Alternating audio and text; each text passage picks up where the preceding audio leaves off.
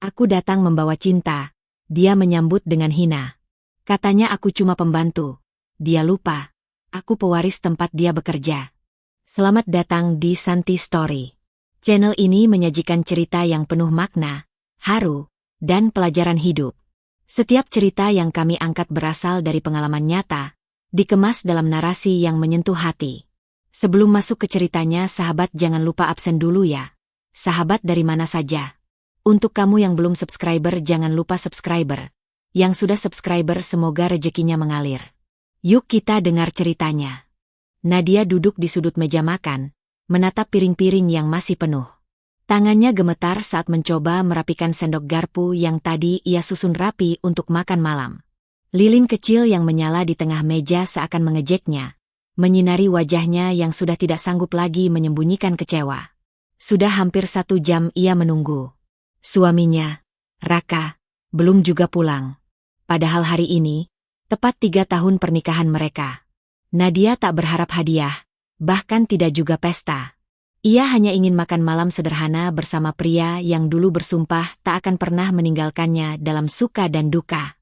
Namun sejak Raka mendapat promosi sebagai kepala divisi pemasaran di salah satu perusahaan besar, sikapnya mulai berubah. Pulang larut adalah hal biasa. Pulang tanpa bicara menjadi kebiasaan baru. Kini, sekadar menatap mata istrinya pun ia enggan. Nadia menghela napas panjang, menahan air mata yang mulai menggenang. Ia bangkit, memadamkan lilin, dan merapikan kembali meja makan. Di dapur, ia menyimpan makanan ke dalam kulkas, seperti malam-malam sebelumnya. Mungkin dia lelah, bisiknya pada diri sendiri, sebuah kalimat pembelaan yang terus ia ulang setiap kali hatinya mulai sakit. Pukul 10 malam, terdengar suara pintu dibuka. Raka masuk, wajahnya datar, tanpa sedikit pun raut bahagia. Kemejanya masih rapi, rambutnya klimis, dan aroma parfum mahal masih melekat di tubuhnya. "Kamu sudah makan?" tanya Nadia dengan suara pelan, hampir seperti bisikan. "Udah, makan di luar. Tadi rapatnya lama, lanjut makan bareng tim," jawab Raka singkat, matanya tidak pernah berpaling dari layar ponsel yang ia pegang. Nadia mengangguk pelan. Ia sudah sering mendengar nama-nama rekan wanita Raka dari mulutnya sendiri. Mereka semua terdengar seperti wanita sempurna. Cerdas, cantik, modis, dan selalu terlihat rapi dalam balutan pakaian kerja yang elegan. Sesekali Raka bahkan mengkritik baju yang dipakai Nadia saat menemaninya ke undangan atau sekadar ke mall.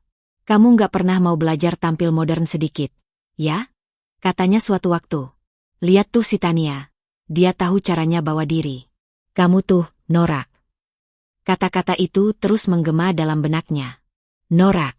Satu kata yang cukup untuk membunuh kepercayaan dirinya. Padahal Nadia adalah perempuan yang dulu menafkahi mereka di awal pernikahan. Ia rela menjual emas pernikahannya agar Raka bisa membeli jas untuk wawancara kerja. Ia yang dulu membawakan bekal, menunggu di halte berjam-jam hanya untuk bisa makan siang sebentar dengan suaminya yang kala itu belum punya kendaraan. Tapi kini, semua itu seperti tidak berarti.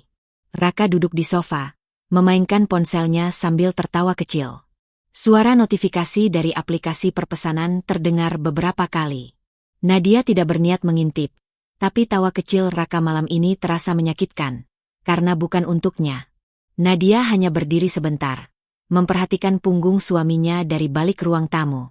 Ada jarak yang tidak terlihat, tapi sangat nyata. Jarak yang dibangun dari kalimat-kalimat tanpa nada, dari tatapan yang tidak lagi hangat, dari diam yang terlalu bising.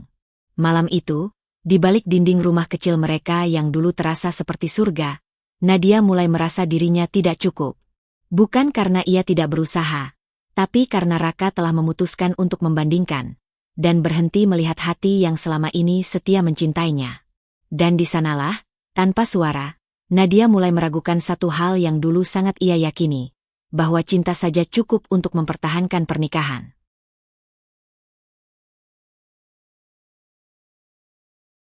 Pagi itu, Nadia berdiri di depan cermin kamarnya, memegang sehelai blus warna pastel yang baru saja ia beli dari pasar. Harganya murah, bahannya ringan, tapi menurutnya cukup manis untuk dipakai saat mengantar Raka ke acara pertemuan kantor yang katanya informal. Ia sudah menyisir rambutnya rapi, membubuhkan sedikit bedak dan lipstik tipis. Sesuatu yang jarang ia lakukan karena Raka memang tak pernah memintanya berdandan. Tapi pagi ini ia ingin tampil sedikit berbeda, ingin terlihat pantas. Hanya untuk mendengar satu pujian kecil dari suaminya. Tapi harapan itu langsung runtuh saat Raka keluar dari kamar mandi dan menatapnya dari ujung kepala sampai kaki. "Kamu mau ikut ke kantor pakai baju kayak gitu?" tanya Raka dengan kening mengerut. Nadia menunduk. "Kenapa? Kurang rapi, ya?" Raka tertawa pendek, dingin. "Kurang rapi? Kamu tuh kayak ibu-ibu penjual jajanan sekolah. Nat, norak banget. Ya ampun." Seketika wajah Nadia memucat. Ia menatap cermin, menatap pantulan dirinya yang tadi sempat ia kagumi dalam diam. Ia tidak merasa buruk, tapi ucapan Raka membuat seluruh kepercayaan diri yang sempat tumbuh sekejap hancur. Ia ingin membela diri, ingin menjelaskan bahwa ia sudah berusaha. Tapi suaranya tercekat. "Kamu tinggal aja di rumah. Gak usah ikut. Nanti kamu bikin malu." Lanjut Raka sambil mengambil kunci mobil dan berjalan keluar rumah tanpa menoleh lagi. Pintu rumah menutup dengan bunyi keras. Dan Nadia berdiri sendiri di depan cermin, masih mengenakan blus pastel itu, tapi kini dengan mata yang basah. Ia duduk di ujung ranjang, diam. Hatinya sesak. Tapi ia tidak menangis seperti biasanya. Ada semacam kehampaan yang lebih menakutkan daripada air mata. Siang harinya, ia membuka kotak tua di lemari, berisi foto-foto lama dan beberapa dokumen. Matanya tertuju pada selembar kwitansi pembayaran kursus komputer untuk Raka, tertanggal 2 minggu setelah mereka menikah. Saat itu Raka belum bekerja. Ia lulus kuliah dengan IPK pas-pasan, dan perusahaan-perusahaan menolaknya. Nadia yang membayar semua kebutuhan rumah. Ia membuka jasa menjahit kecil-kecilan dari rumah, menjual kue ke warung, bahkan sempat menjadi admin freelance sebuah toko online, hanya demi menyambung hidup. Ia teringat satu malam, saat hujan deras membasahi atap rumah kontrakan kecil mereka. Listrik padam. Raka duduk di pojok ruangan. Wajahnya murung karena baru saja ditolak lagi dalam wawancara kerja. Nadia menyodorkan sepiring mie rebus dan teh hangat. "Maaf, ya, aku belum bisa kasih kamu apa-apa," kata Raka waktu itu. Dan ia menjawab, "Kamu udah cukup, Kak. Kita berjuang bareng. Aku gak nyari kemewahan. Aku cuma pengin kita tetap saling jaga." Kalimat itu kini terasa seperti ironi. Seiring waktu, saat keberuntungan mulai berpihak pada Raka, saat ia mulai bisa membeli mobil sendiri, berpakaian rapi, dan duduk di ruang rapat kantor bersama orang-orang berpendidikan tinggi, yang berubah bukan hanya gaya hidupnya, tapi juga caranya memandang Nadia. Nadia mulai merasa dirinya terperangkap dalam pernikahan yang perlahan melukai harga dirinya. Ia mencuci baju sambil menghapus air mata. Ia memasak sambil menahan napas agar tidak terisak. Ia tetap melipat kemeja Raka dengan rapi, meski hatinya mulai penuh sobekan luka yang tak terlihat. Di hadapan orang lain, Raka tetap suami yang sopan. Tapi di balik pintu rumah, ia sering melemparkan kalimat-kalimat yang tajam, tanpa sadar sedang menggores hati wanita yang dulu pernah jadi satu-satunya cahaya dalam hidupnya. "Kamu harusnya bersyukur aku masih mau sama kamu," kata Raka suatu malam, ketika Nadia mencoba menyampaikan perasaannya yang mulai lelah. "Kalau bukan karena rasa kasihan, aku mungkin udah ninggalin kamu dari dulu." Itu malam pertama Nadia benar-benar menangis di kamar mandi. Ia membiarkan air mengalir deras membasahi tubuhnya, berharap luka di hatinya ikut terhapus. Tapi air tak bisa menyembuhkan kalimat kejam yang diucapkan oleh orang yang ia cintai. Hari demi hari, Nadia belajar menyembunyikan luka. Ia tetap menyambut Raka dengan senyum, tetap menyiapkan baju kerjanya, tetap menyetrika kemeja putih favoritnya, meski hatinya mulai rapuh. Ia berpikir, mungkin memang dirinya terlalu biasa. Mungkin cinta tidak cukup ketika dunia Raka sudah jauh di atas dunianya. Tapi yang tidak diketahui Raka adalah bahwa Nadia bukan wanita sembarangan. Ia bisa sabar, tapi bukan berarti ia tidak bisa pergi. Ia bisa diam, tapi bukan berarti ia tidak merasa. Dan yang paling fatal, Raka lupa bahwa Nadia bukan hanya seorang istri. Ia adalah anak dari pria yang suatu saat akan menentukan jalan nasib Raka di perusahaan tempat ia berdiri penuh kesombongan. Namun untuk saat ini, Nadia masih diam. Masih memilih menangis dalam sunyi, berharap lelaki yang ia cintai bisa melihat kembali siapa yang dulu berdiri di sampingnya, bukan di bawahnya. Sebab dalam cinta, tak ada yang lebih menyakitkan daripada menjadi tak terlihat oleh orang yang dulu berjanji takkan pernah berpaling.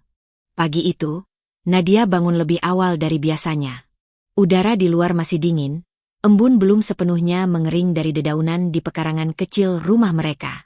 Dengan semangat yang jarang ia rasakan akhir-akhir ini, ia menyiapkan bahan-bahan untuk membuat kue coklat kesukaan Raka. Hari ini ulang tahun suaminya.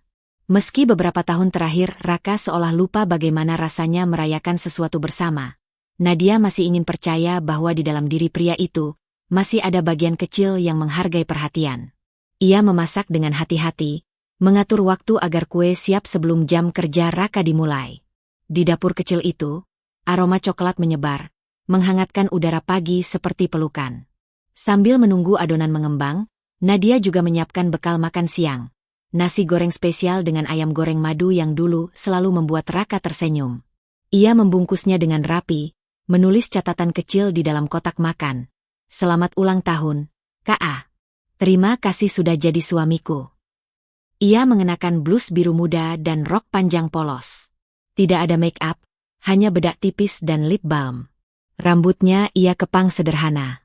Ia tidak tahu bahwa gaya seperti itu akan menjadi sumber luka di hari yang seharusnya indah. Ia naik ojek ke kantor Raka, membawa tas berisi bekal dan kue ulang tahun yang ia letakkan dalam kotak plastik berhiaskan pita kecil. Sepanjang perjalanan, Nadia membayangkan wajah Raka yang akan terkejut, mungkin akan memeluknya atau sekadar tersenyum dan berkata terima kasih. Bayangan itu cukup untuk menahan gemetar di tangannya. Setibanya di gedung kantor yang megah itu, Nadia sedikit gugup. Ia tidak pernah datang ke tempat kerja Raka sebelumnya. Saat masuk ke lobi, ia merasa seperti orang asing di dunia yang bukan miliknya. Lantai mengilap, resepsionis cantik berpenampilan elegan, dan lalu lalang orang-orang berpakaian rapi seperti model majalah bisnis. Selamat pagi, Ibu. Bisa saya bantu? Tanya resepsionis dengan senyum ramah, meski sorot matanya tampak menilai dari ujung kepala hingga kaki Nadia. Saya, istri Pak Raka. Saya ingin memberikan sesuatu untuk ulang tahunnya, jawab Nadia dengan suara pelan, menunjukkan kotak kue dan bekal di tangannya. Resepsionis itu tampak ragu sejenak, lalu menelpon ke lantai atas. Tak lama, seorang staf perempuan turun, mengenakan blazer putih ketat dan rok pensil. Sepatu hak tinggi mengklik di lantai marmer. Bisa ikut saya ke atas, Bu, katanya singkat. Nadia mengangguk dan mengikutinya masuk ke lift. Tangannya dingin, jantungnya berdebar. Ketika pintu lift terbuka di lantai 12, Nadia langsung disambut dengan suasana sibuk. Meja-meja kantor yang modern, suasana kerja yang rapi tapi ramai, dan beberapa pasang mata menoleh padanya. Matanya langsung menangkap sosok Raka di ujung ruangan, sedang tertawa kecil bersama beberapa kolega wanitanya. Nadia berjalan perlahan, berusaha menenangkan dirinya, hingga akhirnya berdiri hanya beberapa langkah dari suaminya. K.A. Panggilnya pelan, tapi cukup untuk membuat Raka menoleh. Raka mematung. Matanya menatap Nadia lama, lalu dengan cepat menoleh ke sekeliling, melihat semua mata kini menatap mereka. Salah satu rekan wanitanya memicingkan mata dan berbisik, "Itu siapa?" Nadia tersenyum, mengangkat kotak kecil di tangannya. Selamat ulang tahun. Aku bawain bekal dan kue. Belum sempat kalimat itu selesai, Raka menyela cepat. Wajahnya tegang, suaranya rendah tapi tajam. Maaf, ini pembantu rumah saya. Waktu seperti berhenti. Dunia Nadia runtuh di detik yang sama. Semua orang memandang dengan ekspresi bingung, beberapa tertawa kecil. Wanita di sebelah Raka berbisik sambil menahan tawa. Pembantunya bawain bekal segala, lucu juga. Nadia berdiri kaku. Matanya berkaca-kaca, tapi ia menahan diri untuk tidak menangis. Ia masih menggenggam kotak kue dan bekal, tangannya gemetar. Raka berpaling dan berjalan ke ruangan kerjanya tanpa menoleh lagi. Nadia hanya berdiri di tengah ruangan asing itu, dikelilingi orang-orang yang memandangnya seperti seseorang yang tak seharusnya ada di sana. Dengan pelan, ia membalikkan badan, menunduk, dan berjalan kembali ke lift. Di dalam lift, air matanya akhirnya jatuh. Tangannya tetap memeluk erat kotak yang tak pernah sempat ia berikan. Hari itu, Nadia pulang ke rumah dengan langkah pelan, bukan karena lelah berjalan, tapi karena langkah hatinya sudah patah. Bukan kejutan yang ia bawa ke kantor suaminya, tapi justru dirinya yang diberikan kejutan. Bahwa cinta yang tulus, ternyata bisa dipermalukan hanya karena tidak tampak sempurna di mata dunia. Apa maksudmu? Suara Nadia hampir tak terdengar, lirih dan bergetar, berdiri hanya beberapa langkah dari Raka yang masih menunduk menahan canggung di hadapan para koleganya. Raka tidak menjawab. Ia menatap layar ponselnya, seolah tak mengenal wanita yang berdiri di depannya sambil memeluk kotak bekal dan kue ulang tahun yang ia bawa dengan penuh cinta. Helaan napasnya berat, namun bukan karena penyesalan, melainkan karena malu. Seorang perempuan berambut pirang lurus sebahu yang berdiri di samping Raka berseru sambil menahan tawa. Ternyata pembantunya datang ke kantor juga, bawa bekal segala. Wah, total banget, ya. Lalu tawa pecah. Bukan 1-2 orang, tapi hampir semua mata yang menyaksikan kejadian itu ikut tertawa. Suasana kantor yang tadinya tenang berubah menjadi sarkas, penuh bisik-bisik dan tatapan mencemooh. Ada yang menutup mulut menahan tawa, ada yang dengan sengaja menatap dari ujung kepala hingga kaki Nadia, seolah ingin memastikan bahwa memang benar ia tidak pantas berdiri di tengah ruang kerja mereka yang penuh warna formal dan glamor. Wajah Nadia memucat. Ia tidak bisa bergerak, tidak bisa bernapas, tidak bisa mengerti apa yang sebenarnya sedang terjadi. Kotak kue di tangannya kini bergetar. Bekal yang ia siapkan dengan cinta perlahan menjadi beban di lengannya. Rasa hangat dari masakan dan manisnya kue coklat berubah menjadi dingin seperti abu. Maaf, itu pembantu saya. Ulang Raka cepat. Suaranya masih rendah namun cukup terdengar. Perlahan, tubuh Nadia melemah. Tapi ia berdiri tegak, meski lututnya ingin menyerah.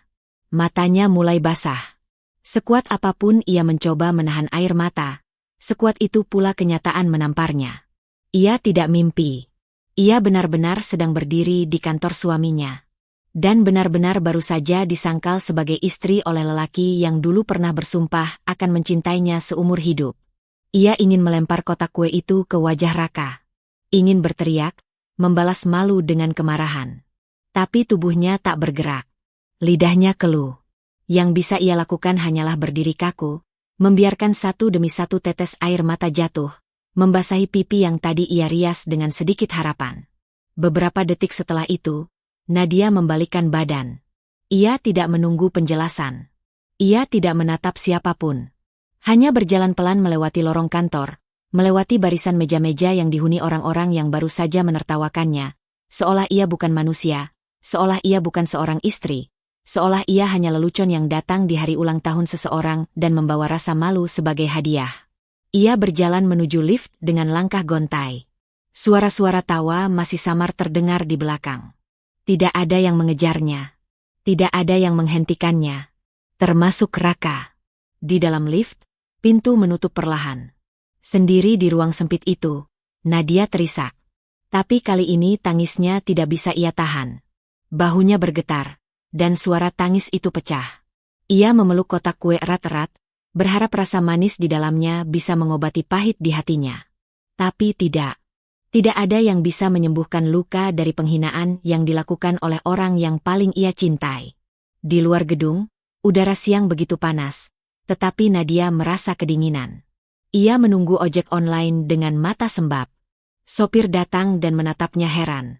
Tapi Nadia hanya tersenyum kecil, memaksakan diri bersikap biasa. Ke rumah, Mas, katanya pelan. Dalam perjalanan pulang, Nadia duduk membisu. Tangisnya sudah habis, tapi hatinya belum juga mengerti mengapa Raka begitu tega. Mengapa statusnya sebagai istri harus ia sembunyikan? Apakah sesederhana itu mencintai seseorang lalu mengorbankannya hanya demi menjaga gengsi? Ketika sampai di rumah, ia masuk perlahan. Meletakkan kotak kue di atas meja makan, lalu duduk di kursi yang biasa Raka duduki saat makan malam. Ia memandangi kue yang masih utuh. Di atasnya, ada tulisan kecil dari coklat. Selamat ulang tahun, suamiku. Semoga kamu bahagia. Kata, bahagia, di situ kini seperti pisau.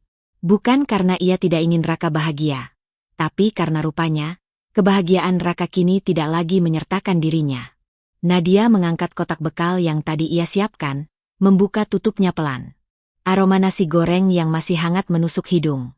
Tapi ia tidak sanggup menyentuhnya. Ia hanya menatapnya lama, sebelum akhirnya menutup kembali dan menaruhnya di kulkas. Malam itu, Nadia tidak makan, tidak tidur. Ia duduk di ruang tamu, menatap pintu yang tak kunjung dibuka Raka. Dan di tengah keheningan rumah itu, ia tahu, hatinya yang selama ini bertahan, hari itu, patah untuk pertama kalinya.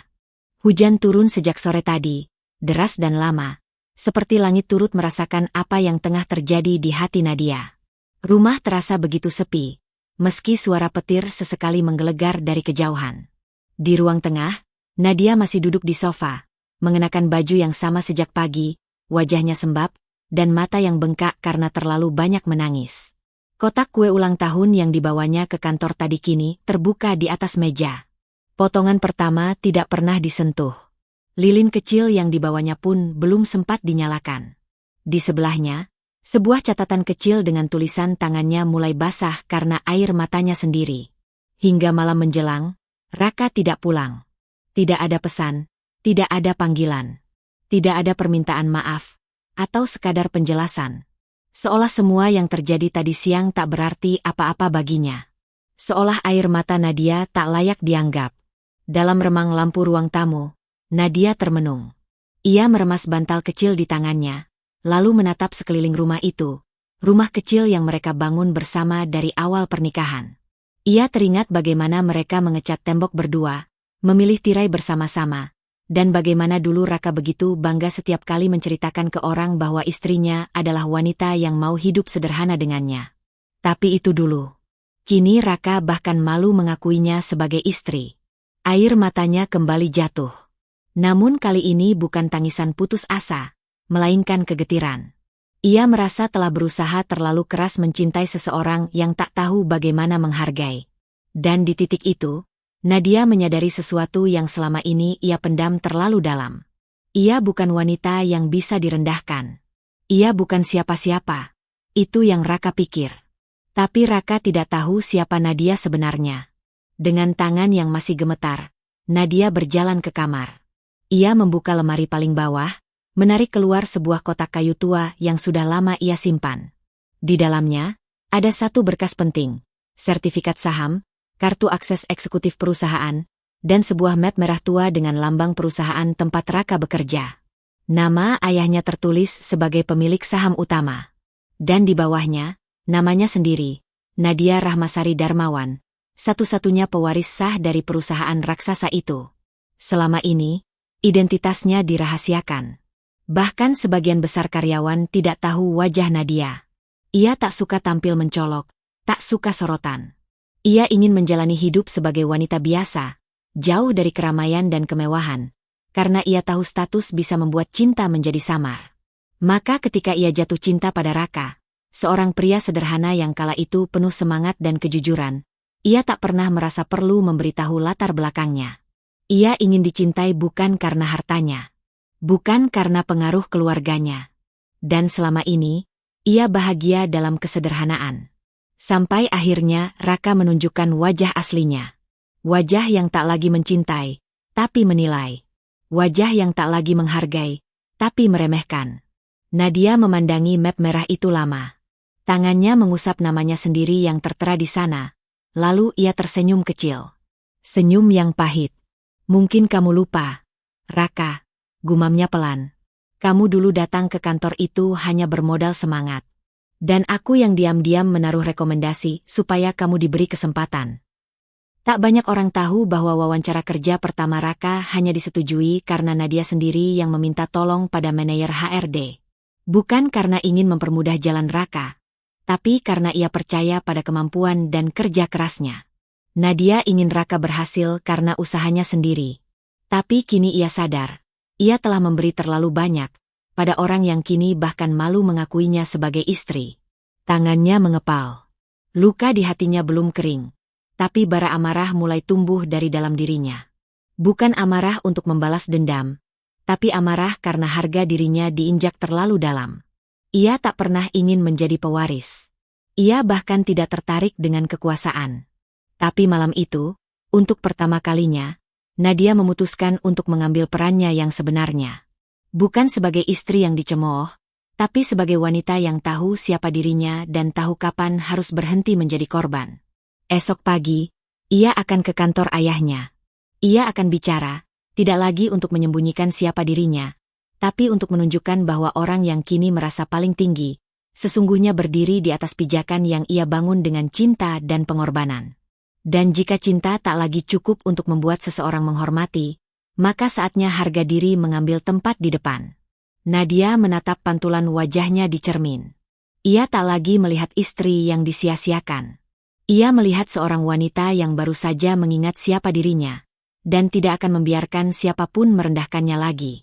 Pagi itu, matahari belum tinggi saat Nadia berdiri di depan cermin kamarnya. Tidak ada lagi kantung mata dari tangis semalam. Tidak ada blus polos dan wajah sembab. Yang ada hanya sepasang mata teduh yang kini dipenuhi keyakinan. Ia mengenakan kemeja putih sederhana, celana panjang hitam, dan menyanggul rambutnya rapi. Bukan untuk bergaya, tapi untuk menegaskan, ia bukan wanita yang akan terus-terusan dibiarkan diinjak harga dirinya. Untuk pertama kalinya sejak bertahun-tahun, Nadia melangkah masuk ke kantor pusat perusahaan milik ayahnya. Tempat yang selama ini selalu ia hindari karena lebih memilih menjalani hidup mandiri, tanpa sorotan, tanpa fasilitas. Tapi hari ini, ada yang harus ia selesaikan. Bukan untuk membuktikan diri pada siapapun, melainkan untuk menghentikan luka yang terus digores oleh orang yang dulu ia lindungi sepenuh hati. Setibanya di kantor, para staf bagian resepsionis terdiam. Mereka mengenali wajah itu, wajah yang selama ini hanya muncul di rapat tahunan tertutup. Nadia Rahmasari Darmawan, pewaris tunggal dari Darmawan Group. Mereka berdiri buru-buru, membungkuk sopan, membuka pintu lift khusus direksi. "Selamat pagi, Ibu Nadia," sapa salah satu staf, gugup. Nadia hanya mengangguk pelan. Tatapannya dingin, bukan karena marah, tapi karena sudah terlalu lelah untuk berpura-pura baik-baik saja. Ia tiba di lantai eksekutif. Sekretaris ayahnya berdiri dari meja, terkejut melihat kemunculan Nadia tanpa pemberitahuan. "Bapak sedang di ruang rapat, Bu." "Tapi saya tunggu di ruangannya," potong Nadia. "Tenang." Beberapa menit kemudian, pintu ruang kerja sang ayah terbuka. Pria parubaya dengan rambut sebagian memutih masuk sambil membawa map, lalu langsung berhenti saat melihat putrinya duduk di sana. "Nadia?" ucapnya terkejut. "Kamu baik-baik saja? Kenapa kamu tiba-tiba ke sini?" Nadia berdiri, memeluk ayahnya sejenak. Pelukannya erat, seperti ingin melepaskan semua beban yang selama ini ia simpan sendirian. "Aku harus bicara, Yah, tentang Raka." Darmawan, ayah Nadia, menarik napas panjang. Ia tahu pembicaraan ini cepat atau lambat akan datang juga. Beberapa bulan terakhir, ia memperhatikan perubahan perilaku menantunya di kantor. Terlalu ambisius, sering meremehkan staf di bawahnya, dan belakangan banyak bisik-bisik yang menyebut Raka suka mempermalukan istrinya sendiri. Ayah tahu dia keterlaluan. "Kalau kamu mau, hari ini juga ayah keluarkan dia dari perusahaan," kata Darmawan dengan wajah tegas. Nadia menggeleng pelan. "Jangan, Yah, jangan dulu." Ayahnya menatapnya heran. "Kamu masih mau membelanya?" "Bukan membela. Aku cuma mau dia tahu bahwa semua yang dia banggakan hari ini, berdiri di atas pengorbanan orang yang dia rendahkan. Aku ingin dia lihat sendiri siapa aku. Dan aku ingin dia menyesal bukan karena kehilangan pekerjaannya, tapi karena telah kehilangan seseorang yang benar-benar mencintainya tanpa syarat." Darmawan duduk di kursi kerjanya, menatap putrinya lama. Ia tahu, Nadia bukan hanya wanita kuat, tapi juga bijak. Ia tidak pernah mau menggunakan kuasanya untuk menyakiti. Tapi luka kali ini sudah terlalu dalam, dan Darmawan tahu, Nadia kini tak lagi ingin hanya bertahan. "Kamu serius mau masuk ke jajaran direksi?" tanya sang ayah. Nadia mengangguk.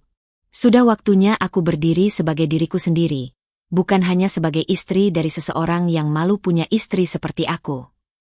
Hari itu juga, Darmawan memperkenalkan Nadia secara resmi di hadapan jajaran direksi sebagai wakil utama pemilik perusahaan. Sebuah pengumuman yang mengejutkan banyak pihak. Mereka yang dulu melihat Nadia sebagai istri kampungan, kini hanya bisa menunduk malu. Termasuk beberapa rekan Raka yang ikut menertawakan dan merendahkannya tempo hari. Nama Nadia segera tercantum di daftar struktur jabatan perusahaan, tepat di bawah nama ayahnya. Ia tidak langsung mengambil alih semua wewenang, tapi ia mulai duduk di rapat penting, ikut dalam proses pengambilan keputusan, dan mempelajari setiap lini bisnis yang selama ini ia hindari. Selama beberapa minggu ke depan, Nadia menunjukkan bahwa ia bukan hanya pewaris karena darah, tapi karena kemampuan dan sikap. Ia sopan, tegas, dan cerdas. Ia mengubah cara pandang banyak orang yang sebelumnya hanya melihat perempuan dari luarnya saja. Dan di satu sisi lain, tanpa diketahui Raka, perlahan jalan menuju kebanggaannya di kantor mulai berubah. Beberapa proyek yang ia pegang ditarik. Evaluasi atas sikap kerjanya diaudit ulang. Ia tak tahu bahwa semua itu datang dari tangan wanita yang dulu ia hina dan sebut sebagai pembantu. Namun Nadia tak serta-merta menjatuhkan Raka. Ia ingin proses ini berlangsung pelan, agar Raka benar-benar merasakan pahit yang setara dengan luka yang telah ia berikan. Bukan dendam yang mendorong Nadia, tapi harga diri. Dan penghargaan terakhir yang masih tersisa untuk dirinya sendiri. Di rumah, Nadia tetap tenang. Ia tidak mengungkit apapun. Ia tidak marah. Ia hanya mulai menjaga jarak, mulai berhenti memasak, berhenti bertanya kabar, berhenti menjadi istri yang Raka anggap tak berkelas. Dan tanpa kata, sikap itu membuat Raka gelisah. Tapi Raka belum tahu apa-apa. Ia belum tahu badai seperti apa yang sedang disiapkan diam-diam oleh wanita yang selama ini ia remehkan. Senin pagi itu suasana kantor terasa lebih tegang dari biasanya. Para karyawan sibuk membicarakan satu kabar besar yang beredar sejak minggu lalu. Perusahaan akan segera dipimpin oleh wakil utama dari pemilik Darmawan Group yang selama ini jarang terekspos. Semua menebak-nebak siapa sosok tersebut. Tidak ada yang menyangka, tidak ada yang tahu. Termasuk Raka. Raka duduk di ruang kerjanya dengan wajah penuh percaya diri. Meski beberapa proyeknya baru saja ditarik dan laporan kerjanya diaudit ulang, ia tetap merasa posisinya aman. Ia merasa telah memberikan kontribusi besar untuk perusahaan, dan yakin bahwa tidak ada yang bisa menggoyahkan eksistensinya. Ia tidak pernah menduga bahwa hidupnya akan dibalik sepenuhnya hanya dalam hitungan menit. Sebuah panggilan rapat mendadak masuk ke email semua kepala divisi.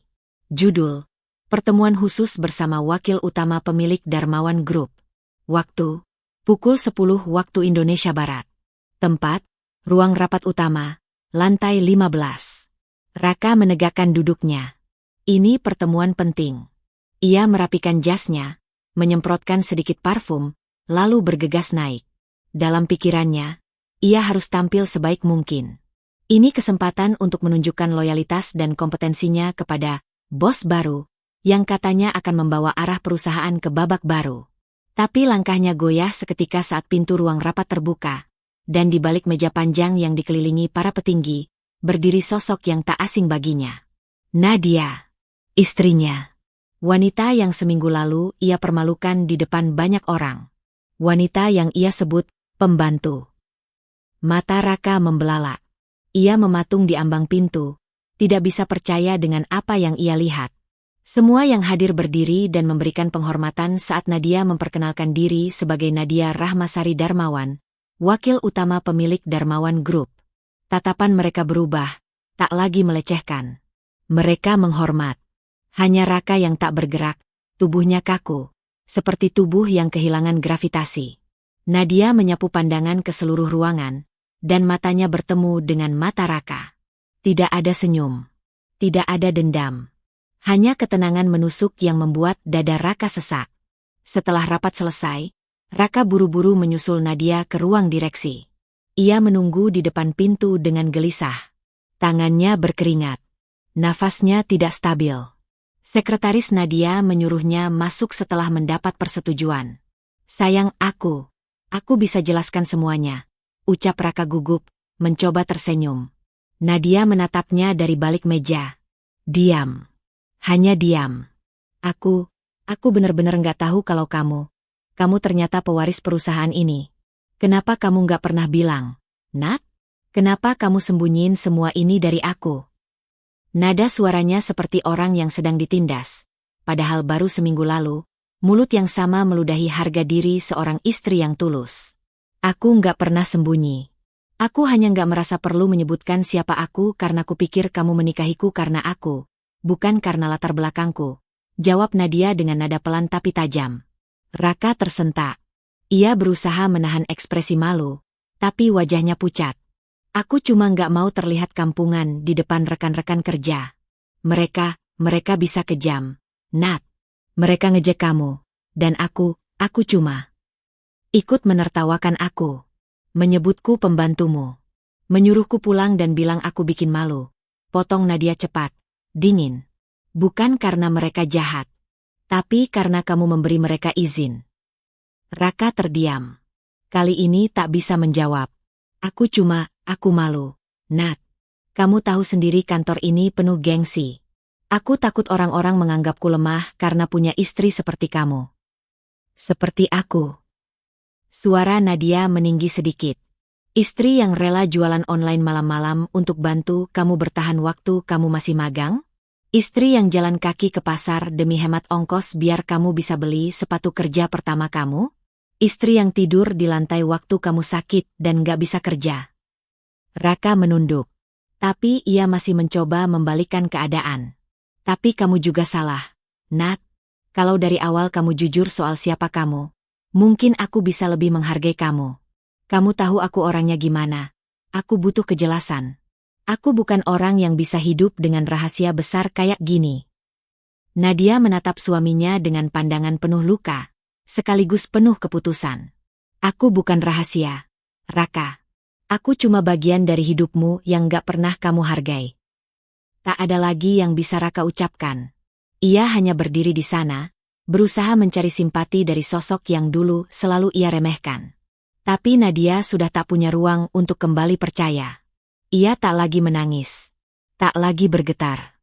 Yang tersisa hanyalah wanita yang telah dibentuk dari luka, dan kini berdiri dengan seluruh martabatnya kembali utuh. Sebelum Raka keluar dari ruangannya, Nadia hanya mengatakan satu kalimat. Mulai hari ini, kamu tidak sedang bekerja untuk perusahaan. Tapi kamu sedang bekerja untuk wanita yang kamu hina. Dan aku tidak butuh permintaan maaf. Aku hanya ingin kamu tahu rasanya diremehkan. Raka keluar dengan langkah goyah, seolah baru sadar bahwa dunia tidak lagi ada di tangannya. Sementara Nadia berdiri di balik kaca besar lantai 15, menatap keluar jendela kota yang ramai. Bukan dengan rasa puas, tapi dengan luka yang akhirnya mulai sembuh karena dia sudah memilih berdiri. Pagi itu, ruang rapat utama dipenuhi para kepala divisi dan petinggi perusahaan. Semua duduk tegak, merapikan jas dan dasi, menunggu dengan gugup sosok wanita muda yang kini menjadi pusat gravitasi Darmawan Group, Nadia Rahmasari. Raka duduk paling ujung. Wajahnya pucat. Ia tidak tahu apa yang akan terjadi, tapi firasatnya buruk. Beberapa hari terakhir, ia merasa seperti berjalan di atas pasir yang bergerak. Segalanya mulai berubah. Ia tidak lagi dihormati, rekan-rekannya menjauh, beberapa bahkan terang-terangan menunjukkan tatapan iba yang menyesakan. Pintu ruang rapat terbuka. Nadia masuk dengan pakaian formal berwarna gelap, wajahnya tenang, matanya tegas. Semua berdiri memberi hormat. Ia hanya mengangguk singkat, lalu duduk di kursi paling depan. Aura kepemimpinannya tidak lagi bisa disangkal. Setelah laporan keuangan disampaikan oleh Direktur Keuangan, Nadia menatap ruangan dengan tatapan bulat yang dalam. Ada satu hal penting yang ingin saya sampaikan hari ini, katanya pelan tapi tajam. Menyangkut pelanggaran integritas dan etika kerja yang mencoreng nilai-nilai perusahaan kita. Semua langsung terdiam. Beberapa menoleh ke arah Raka tanpa bisa menyembunyikan ekspresi mereka. Darmawan Group dibangun bukan hanya dengan visi bisnis, tapi juga nilai-nilai moral. Dan siapapun yang melanggar prinsip itu, tidak akan mendapat tempat di sini. Nadia berdiri, lalu menatap langsung ke arah Raka. Saudara Raka Arya Satya. Berdasarkan laporan tim SDM dan kesaksian beberapa karyawan, saudara telah melakukan pelecehan verbal terhadap tamu perusahaan yang juga merupakan pasangan sah secara hukum, di lingkungan kerja yang seharusnya profesional. Selain itu, Saudara diketahui menggunakan posisi untuk menutupi tindakan intimidatif, manipulatif, serta merendahkan martabat orang lain. Raka terpaku. Ia memandang Nadia dengan tatapan tak percaya. Nadia, ini nggak perlu sampai seperti ini, gumamnya pelan. Tapi suaranya nyaris tak terdengar. Nadia mengangkat tangannya, memberi isyarat untuk diam. Ini bukan tentang balas dendam. Ini tentang keadilan. Dan aku tidak akan membiarkan perusahaan ini dipimpin oleh orang yang bahkan tidak bisa menghargai manusia lain. Lalu, ia mengambil selembar dokumen dari dalam map hitam di hadapannya. Ini adalah surat pemutusan hubungan kerja yang ditandatangani langsung oleh pemilik perusahaan. Efektif hari ini, Saudara Raka diberhentikan dari seluruh jabatan dan tidak lagi memiliki hubungan profesional dengan Darmawan Group. Suasana ruangan membeku. Semua menahan nafas. Namun belum selesai di situ. Nadia lalu mengambil amplop kedua. Ia menatap Raka, kali ini bukan sebagai atasan, tapi sebagai seseorang yang pernah sangat mencintai, dan pernah sangat dikhianati. Dan ini, katanya sambil meletakkan surat itu di atas meja. Surat gugatan cerai. Raka menggeleng cepat. Nadia, jangan, kita bisa bicarakan ini. Aku menyesal. Aku salah. Tapi kita bisa mulai lagi. Aku bisa berubah. Aku janji. Nadia menatapnya dengan mata yang sudah tidak lagi berkaca-kaca. Luka itu masih ada. Tapi kini berdiri di belakang dinding kekuatan yang ia bangun sendiri. Kamu minta aku berubah waktu kamu malu punya istri yang sederhana.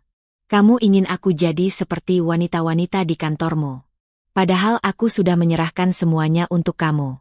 Tapi sekarang, aku tidak akan berubah demi siapapun.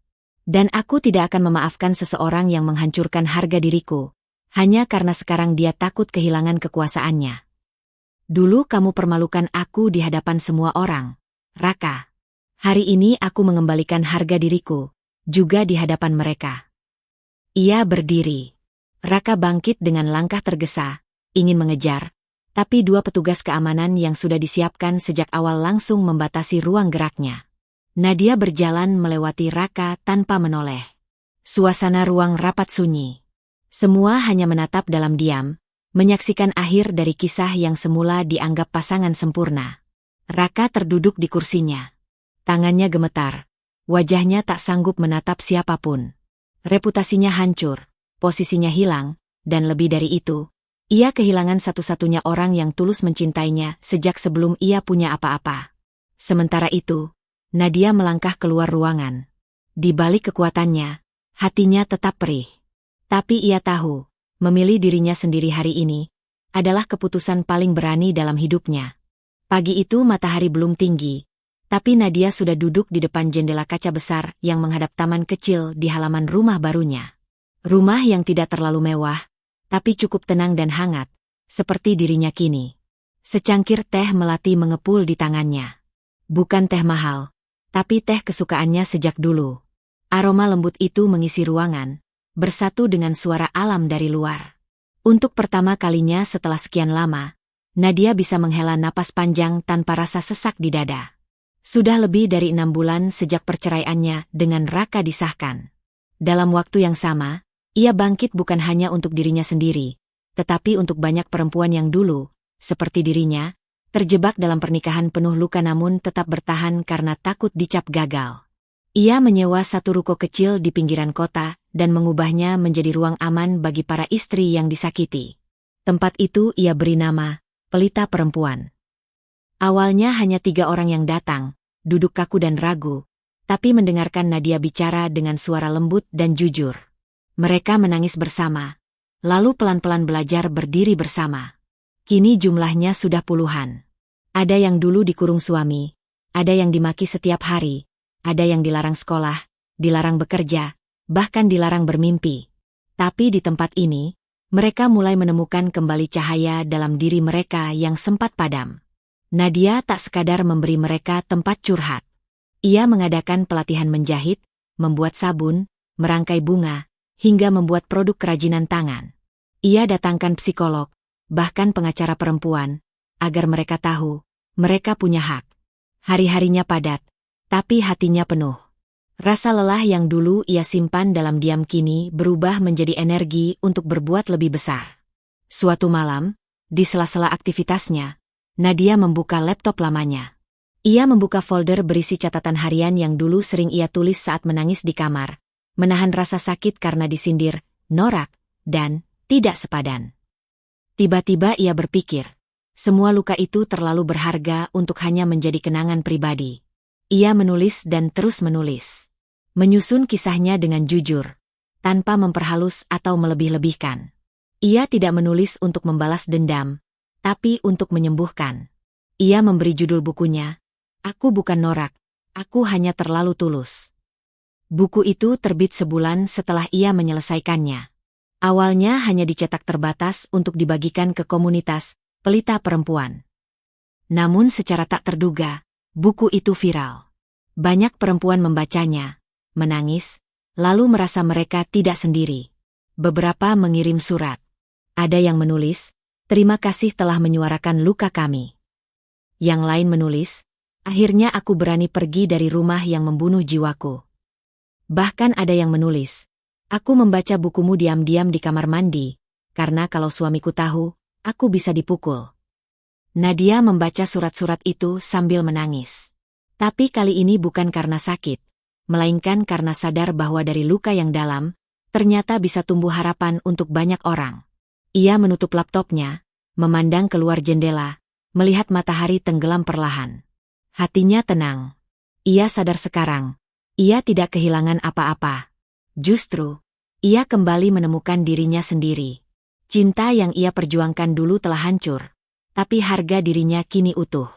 Ia bukan lagi istri yang dipermalukan di kantor. Ia adalah perempuan yang memilih untuk bangkit, berdiri, dan membawa cahaya bagi mereka yang dulu tak berani bicara. Dan itu jauh lebih mulia dari sekadar menjadi istri dari seorang pria yang bahkan tidak tahu cara menghargai perempuan. Hujan turun pelan sore itu, seperti menyembunyikan dunia dari riuh dan kebisingan. Di depan gerbang rumah Nadia, berdiri seorang pria yang dulu sangat ia cintai. Rambutnya basah kuyup, wajahnya tirus, dan matanya memohon lebih dari sekadar pengampunan. Raka datang, untuk pertama kalinya dengan hati yang tidak lagi congkak. Nadia baru saja selesai membawakan pelatihan motivasi di yayasannya. Ia turun dari mobil sambil menggenggam bukunya yang kini mulai dikenal publik. Tubuhnya lelah, tapi matanya jernih. Ia bukan lagi perempuan yang dulu menangis diam-diam di pojok kamar. Kini ia berjalan tegak, bahkan ketika di hadapannya adalah masa lalu yang pernah menghancurkannya. Raka memanggil pelan, "Nat, boleh aku bicara sebentar?" Nadia tidak langsung menjawab. Ia menatap pria itu dengan tenang, tanpa kemarahan ataupun getaran cinta. Yang ada hanya kelegaan, bahwa luka yang dulu begitu menyakitkan kini telah menguatkannya hingga seperti sekarang. "Aku tahu aku salah besar." Suara Raka lirih, tubuhnya gemetar menahan malu dan dingin. Aku bodoh telah menyia-nyiakan kamu. Kamu istri yang baik. Kamu perempuan paling tulus yang pernah aku kenal." Nadia tidak menjawab. Ia hanya menatapnya seolah menunggu lebih banyak kalimat yang ingin dilontarkan dari bibir yang dulu tanpa ampun melukai. "Aku sudah kehilangan pekerjaanku. Aku kehilangan semuanya. Tapi yang paling menyakitkan, aku kehilangan kamu, Nat," lanjut Raka dengan suara serak. Nadia menghela napas pelan. Kali ini ia bicara, bukan dengan nada tinggi, tapi penuh ketegasan. "Kamu kehilangan aku bukan karena keadaan, Rak, tapi karena pilihanmu sendiri. Kamu malu punya istri seperti aku. Dan sekarang, aku yang malu pernah mencintai pria sepertimu." Raka tertunduk. Kata-kata itu menghantam seperti batu besar. Namun tetap tak bisa ia sangkal. Nadia melanjutkan, suaranya tetap tenang. "Kamu dulu memilih wanita-wanita glamor itu sebagai patokan. Kamu menjadikan standar mereka sebagai alasan untuk merendahkan aku yang pernah mengisi perutmu saat kamu tak punya apa-apa. Kamu menyebutku norak, kampungan, tidak pantas. Tapi tahu tidak, Rak? Justru dari hal-hal yang kamu hina itulah aku berdiri hari ini." Mata Raka berkaca-kaca, namun tidak ada kata yang keluar dari mulutnya. Nadia mengangkat dagunya sedikit, seperti seseorang yang sudah berdamai dengan semua luka. "Aku sudah memaafkanmu. ujarnya. Bukan karena kamu pantas dimaafkan. Tapi karena aku tak ingin dendam jadi beban. Tapi satu hal yang harus kamu tahu. Luka yang kamu tinggalkan tidak menghancurkanku. Luka itu yang membuatku tangguh. Ia kemudian melangkah melewati Raka tanpa menoleh lagi ke belakang. Hujan masih turun, tapi langkah kakinya mantap, tidak goyah sedikitpun. Raka hanya bisa berdiri kaku, menggigil dalam diam, menyaksikan perempuan yang dulu ia remehkan kini berjalan menjauh tanpa sedikitpun menoleh. Perempuan itu telah menjadi sesuatu yang lebih besar dari apapun yang pernah ia bayangkan. Di balik pintu, Nadia masuk dengan dada yang ringan. Ia membuka selembar kertas baru di bukunya dan menulis. Jangan ukur cinta dengan standar pakaian dan dandanan. Jangan remehkan seseorang yang memilih mencintaimu dalam kesederhanaan, karena bisa jadi dia adalah cahaya yang kamu buta untuk lihat. Tangannya berhenti menulis, tapi senyumnya tidak. Kali ini bukan senyum untuk menutupi luka, tapi senyum karena akhirnya ia benar-benar sembuh.